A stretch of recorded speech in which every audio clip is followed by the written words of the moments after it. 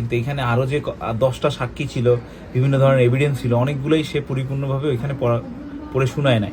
তো আমি এই রায়তে সন্তুষ্ট না ভাই। কারণ হয়েছে যে আমরা আমরা 100% শিওর ছিলাম যে আমরা যে এভিডেন্স এবং আমাদের পিবিআই রিপোর্ট, ইভেন কি সমস্ত কিছু সাক্ষ্য প্রমাণ দ্বারা যে আমরা প্রমাণিত করেছি যে তারা এটা মানে এই অপরাধটা করছে। তো আমি আমি 100% শিওর ছিলাম যে আমরা ন্যায় বিচার পাবো এবং আইনের প্রতি শ্রদ্ধাশীল হয়ে আসছিলাম কোর্টে।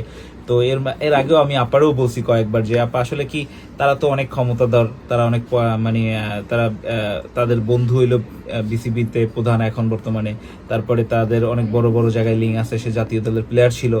তো তাদের একটা ফোন কলে অনেক কিছু হবে যেটা আমাদের হাজারবার দৌড়েলেও হবে না। তো এই বিষয়গুলো নিয়ে আমি অনেক মানে ছিলাম, কিন্তু তারপরও মানুষের বা আইনের প্রতি শ্রদ্ধা থেকে আমি কোর্টে আসছিলাম যে ন্যায় বিচার পাবো এই আশা নিয়ে। কিন্তু সেটা হলো না।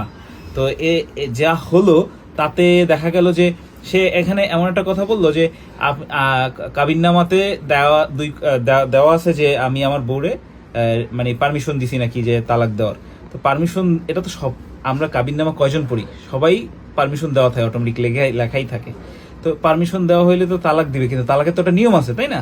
সেই নিয়মটা তো সে পরিপূর্ণভাবে ফলো করে নাই।